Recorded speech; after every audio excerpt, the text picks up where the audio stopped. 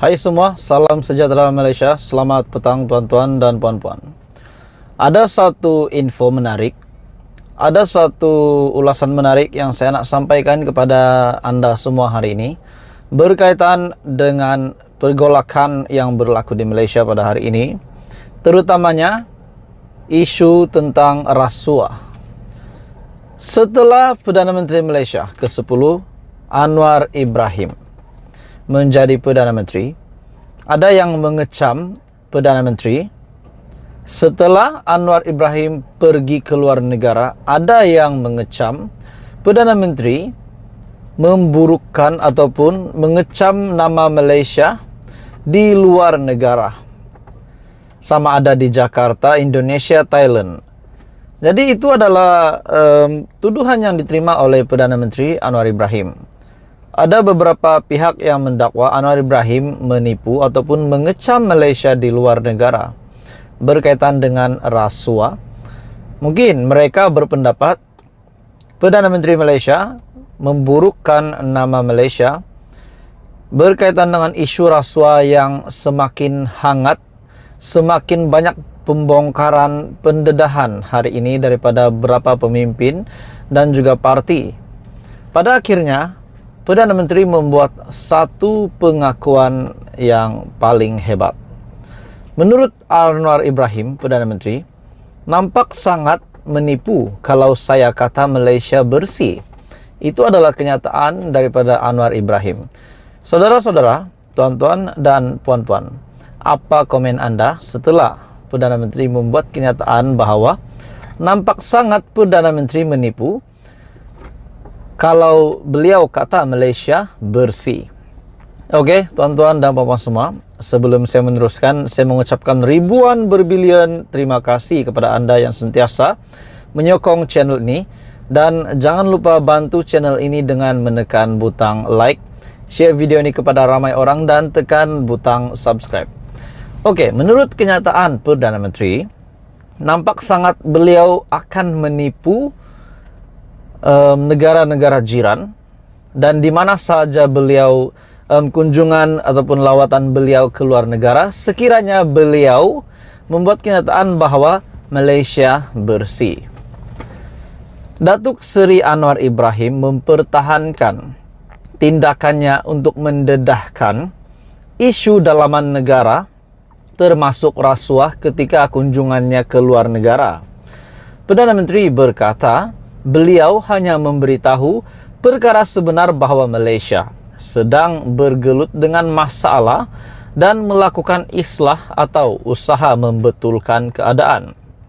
Ada yang sebut Anwar Ibrahim mengecam Malaysia di luar negara. Ini kenyataan sama ada di Jakarta, Indonesia ataupun di Thailand. Mengapa saya hendak beritahu Malaysia, negara yang 100% bersih? Nampak sangat saya menipu. Saya beritahu apa sebenarnya. Kita sedang bergelut melakukan islah kerana ada masalah, katanya pada sesi waktu pertanyaan Menteri di Dewan Rakyat.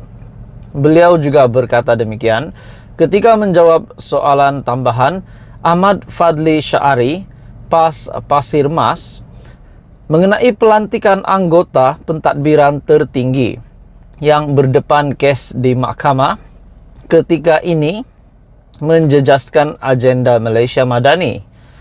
Datuk Dr. Nik Muhammad Zawawi Saleh dari PN Pasir Putih mendakwa ucapan Perdana Menteri ketika lawatan kerja ke luar negara seolah-olah menghina rakyat Malaysia dengan mendedahkan situasi yang berlaku dalam negara. Namun pada masa yang sama Perdana Menteri memberi jaminan bahawa konsep Malaysia Madani dibangunkan untuk semua rakyat masyarakat majmuk di negara Malaysia dan tidak hanya tertumpu kepada umat Islam. Beliau juga meminta supaya tiada pihak ada prasangka berhubung konsep berkenaan. Jadi saudara-saudara, menurut saya sangat setuju dengan kenyataan Perdana Menteri. Daripada nak menipu, menipu bahawa Malaysia itu bersih, sebaliknya Datuk Seri Anwar Ibrahim membuat pengakuan yang mengejutkan di luar negara dengan ucapannya bahawa memang Malaysia sedang bergelut dengan masalah rasuah, dan pada akhirnya Anwar Ibrahim mendedahkan bahwa Malaysia sedang dalam pembersihan. Jadi itu adalah satu cadangan yang sangat baik. Jadi saudara-saudara, apa komen Anda dengan kenyataan Anwar Ibrahim? Teruskan bersama di dalam channel ini untuk perkembangan-perkembangan politik yang seterusnya. Halo semua, salam sejahtera Malaysia, tuan-tuan dan puan-puan. Setelah SPRM membuat kejutan, setelah Muhyiddin Yassin disahkan sebagai suspek dalam isu projek Jana Wibawa, satu lagi nama pemimpin yang mengejutkan yang juga dipanggil SPRM untuk membantu siasatan. Namun setakat ini belum pasti adakah beliau menjadi saksi atau suspek ataupun hanya memberikan keterangan. Nama bekas Menteri Keuangan di bawah pimpinan Perikatan Nasional, pimpinan bekas Perdana Menteri Muhyiddin Yassin, yaitu bekas Menteri Keuangan Tengku Zafrul. Nama beliau yang heboh, yang menjadi berbualan ramai setelah beliau juga akan dipanggil SPRM. Ramai yang melihat Tengku Zafrul seorang yang sangat berpotensi, tidak patut pun terlibat dengan rasuah, didakwa ataupun terlibat dengan tuduhan salah laku dan sebagainya. Disebabkan Tengku Zafrul mempunyai potensi menjadi seorang pemimpin yang lebih hebat pada masa akan datang. Itu banyak kenyataan dibuat di media sosial. Di Facebook Tengku Zafrul juga ada komen, jangan terlibat rasuah, suatu hari nanti awak mempunyai potensi untuk menjadi Perdana Menteri.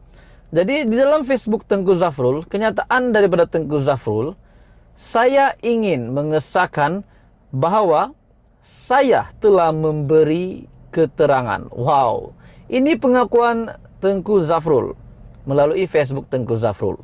Saya ingin mengesahkan bahwa saya telah memberi keterangan sebagai saksi bagi membantu siasatan program Jana Wibawa, ekonomi pemerkasaan kontraktor Bumi Putra berwibawa Jana Wibawa kepada SPRM lewat petang semalam, dan saya akan terus memberi kerjasama kepada mana-mana pihak berkuasa jika diperlukan. Terima kasih.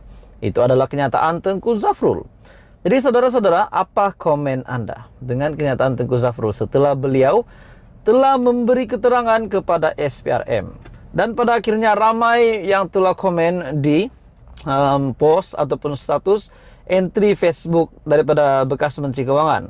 Ada yang kata berikan kerjasama yang sepatutnya bagi memudahkan urusan pihak berkenaan. You ada potensi jadi Perdana Menteri satu hari nanti, so jangan terlibat rasuah. Oke, ini saya setuju dengan komen beliau.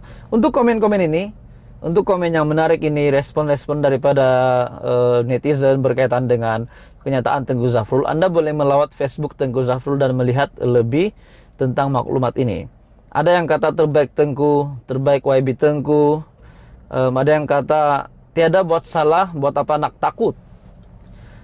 Jadi saudara-saudara, setelah saya melihat komen-komen ini, memang kita dapat lihat bekas Menteri Keuangan memberikan kerjasama yang baik untuk SPRM. Dan saya juga berharap Tengku Zafrul akan tidak terlibat dengan apa-apa rasuah. Dan saya berharap Tengku Zafrul yang juga bekas Menteri Keuangan, menteri di bawah 3 Perdana Menteri berbeza, 3 parti yang berbeza ini, telah mencipta satu sejarah. Walaupun beliau telah kalah di Parlimen Kuala Selangor, namun beliau tetap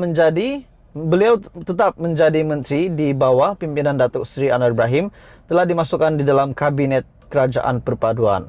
Jadi saudara-saudara, apa komen Anda berkaitan dengan isu Jana Wibawa ini? Akhirnya Tengku Zafrul sudah berjumpa dengan SPRM sebagai saksi. Menurut Tengku Zafrul, beliau telah memberikan keterangan sebagai saksi bagi membantu siasatan program Jana Wibawa, pemerkasaan kontraktor Bumi Putra berwibawa Jana Wibawa.